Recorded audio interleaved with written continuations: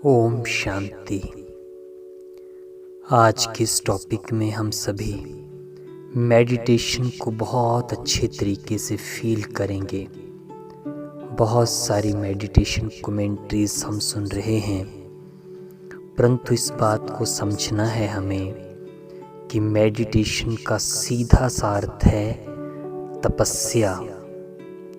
तपस्या का अर्थ होता है अग्नि। तपस्या माना तप कर आत्मा के अंदर की सभी कमियों को समाप्त कर देना, उन्हें भस्म कर देना। हमारे जीवन में जितने भी दुख हैं, कष्ट हैं, दर्द हैं, रोग हैं, शोक है, कहीं ना कहीं हर प्रकार के कष्ट और दर्द का सीधा सा संबंध हमारे कर्मों से है। हम लोग अपने जीवन में बार बार शिकायत करते हैं कि मैं बहुत परेशान हूँ, मैं क्या करूँ। अगर शारीरिक रोग होता है तो डॉक्टर के पास चले जाते हैं। मानसिक रोग होता है तो व्यक्ति काउंसलिंग के लिए जाता है या दूसरे व्यक्ति से शेयर करके अपनी प्रॉब्लम को समाप्त करने की, ख़त्म करने की कोशिश और प्रयास करता है। बट फिर कई बार ऐसी भी सिचुएशन आती है कि हम अपने जीवन की बहुत सारी बातों को किसी के साथ, मन की बातों को शेयर भी नहीं कर पाते, क्योंकि हमें लगता है कि सामने वाला व्यक्ति हमें बहुत हीन भावना से देखेगा या सोचेगा कि हमारे मन में इस तरह के थॉट्स हैं। माना कई बार शारीरिक रोग से भी ज़्यादा हमारे मन के कष्ट भी हमें घातक और अधिक पीड़ादायक बन जाते हैं वो हमारे लिए। इसके साथ कई बार ऐसे संबंध हैं हमारे जीवन में कि हम घुट रहे हैं ऐसे लोगों के साथ रह करके। हम रहना नहीं चाहते जिनके साथ, पर रहना पड़ रहा है। हमारे जीवन की ऐसी ये समस्या है कि सुबह है, दोपहर है, शाम है, उस व्यक्ति का चेहरा देखना पड़ता है जिसके साथ रहना नहीं पड़ता, आदि आदि। अर्थात अगर हम इन सभी बातों को अगर हम देखेंगे अगर गहराई से, तो कहीं ना कहीं पीड़ा आ रही है जीवन में। चाहे वो बीमारियों के रूप में आए, चाहे वो संबंधों के रूप में आए, चाहे वो हमारे मन के विचारों से आए, अकेलेपन से आए, लेकिन कहीं ना कहीं हर बात जुड़ी है हमारे अतीत के कर्मों से। बहुत सुंदर शब्दों में किसी ने ये बात बहुत कही है और हर मनुष्य कहता ही है इस बात को कि अच्छे कर्मों का फल सुख के रूप में मिलता है और पाप कर्मों का फल दुख के रूप में मिलता है। या हम यूं कहें कि कर्म तो हमारा पीछा छोड़ेंगे नहीं। अगर हम शारीरिक रोग से बच गए तो संबंधों में कष्ट मिलने लगता है।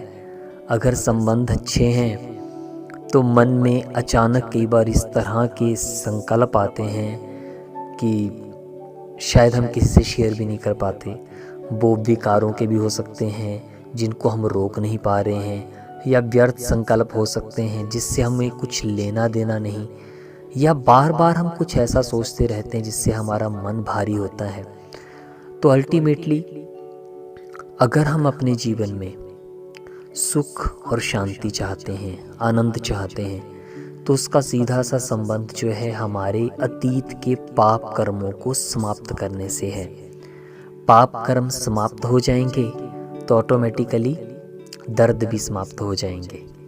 और पाप कर्म समाप्त होने के साथ साथ हमें इस बात का भी ध्यान रखना होगा कि पिछले पापों को तो हम समाप्त कर रहे हैं, लेकिन क्या हम आगे भी पापों को करने से अपने आप को रोक पा रहे हैं, या कहीं ऐसा तो नहीं कि आगे हमारे और भी अधिक पापों का अकाउंट्स और बढ़ता चला जा रहा है। अर्थात हम अपनी दिनचर्या में अपने मन से, अपने शब्दों से या अपने कर्मों से किसी को दुख तो नहीं दे रहे हैं। तो दो शब्द, पाप और पुण्य।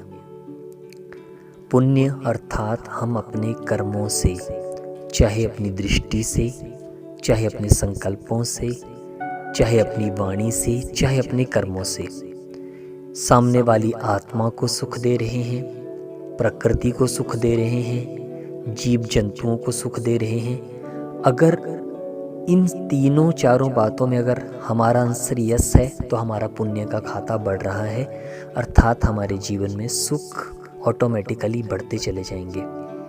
और अगर मान लिया आज भी मैं चाहे मेडिटेशन कर रहा हूँ, योग कर रहा हूँ, परमात्मा को याद भी कर रहा हूँ, पर मेरा अपने कर्मों की तरफ अटेंशन नहीं है, अपने संकल्पों की तरफ अटेंशन नहीं है, मैं किसी से ईर्ष्या कर रहा हूँ, किसी की सफलता से अंदर ही अंदर जलन है मेरे को, या किसी पर डाउट कर रहा हूँ, किसी के लिए बुरा सोच रहा हूँ, या किसी का कष्ट देख कर के अंदर ही अंदर खुश हो रहा हूँ, या किसी की प्रोग्रेस के आगे बढ़ते हुए किसी को देख करके उसके लिए दुर्भावना अपने मन में रख रहा हूँ, तो ये मन के अशुद्ध विचार, या मुख से ऐसा कड़वा शब्द बोल रहा हूँ सामने वाले को कि वो 5-6 घंटे, पूरा दिन, 2 दिन, 1 हफ्ता सामने वाला परेशान हो जाता है, या ऐसे कर्म कर रहा हूँ कि कहीं ना कहीं सामने वाले को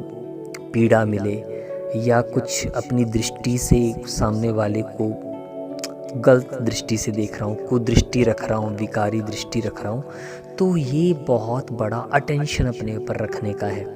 आज लोग भक्ति कर रहे हैं, उसके साथ साथ बहुत ज़्यादा दान पुण्य भी कर रहे हैं, मेडिटेशन भी सीख रहे हैं, पर कहीं अगर हमने इन कर्मों की तरफ ध्यान नहीं दिया और सूक्ष्म चेकिंग, स्थूल चेकिंग नहीं कि मैंने किसी को पीटा नहीं, मैंने किसी को क्रोध नहीं किया किसी के ऊपर, लेकिन सूक्ष्म, मैंने किसी के लिए बुरा तो नहीं सोचा, किसी के लिए ईर्ष्या तो नहीं रखी, किसी से किसी के लिए नफ़रत तो नहीं रखी, तो या किसी के लिए कहीं ना कहीं दुर्भावना तो नहीं रखी, तो ये सूक्ष्म भी पाप जो होते हैं ना, हमारे मन के ऊपर बोझ बन जाते हैं। फिर हम ये सोचते हैं कि सब कुछ कर रहे हैं, दान भी कर रहे हैं, भक्ति भी कर रहे हैं, फिर भी परेशानी है जीवन में। तो आज मेडिटेशन के इस संदर्भ में इस विशेष बात को अंडरलाइन करना है। मेडिटेशन मीन्स अपने मन की सभी अशुद्धियों को जला देना। तपस्या अग्नि है। मेडिटेशन का ही आध्यात्मिक नाम है तपस्या। तपस्या अग्नि है, और अग्नि का अर्थ क्या होता है कि अग्नि में कोई भी चीज़ डालेंगे तो उसकी अशुद्धि जल जाती है, अग्नि का स्वरूप नहीं बदलता है। अग्नि वैसी की वैसी ही रहेगी, लेकिन उससे उसके अंदर अगर सोना डालेंगे तो उसकी अशुद्धि ख़त्म हो जाएगी, और भी कोई चीज़ डालेंगे तो इम्प्योरिटीज़ को ख़त्म करती है, कीटाणुओं को भी ख़त्म करती है। तो हमारा मन जो है उसको परमात्म याद, ईश्वर की याद की अग्नि में अपनी बुराइयों को, अपने मन के अशुद्ध विचारों को, अपने अशुद्ध संस्कारों को और कर्मों को जला देना ही तपस्या है, अर्थात मेडिटेशन है।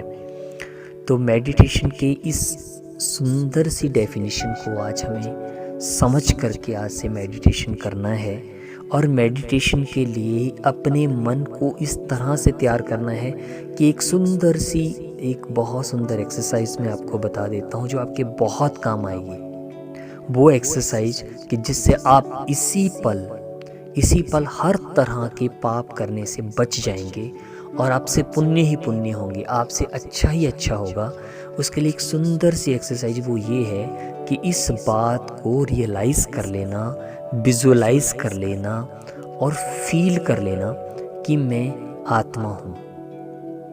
इस संसार में मेरा कुछ भी नहीं है, ये शरीर भी मेरा नहीं है। अपने आप को आत्मा के रूप में देखना है, अपने आप को आत्मा के रूप में ही हर समय महसूस करना है, और इसके साथ ही एक दूसरा अभ्यास जोड़ देना है कि मुझ आत्मा का सबसे बड़ा कार्य क्या है कि मैं इस संसार में सबको सुख देने के लिए आया हूँ। और सीधा सा ये मेथड है, give happiness you will have happiness, है ना।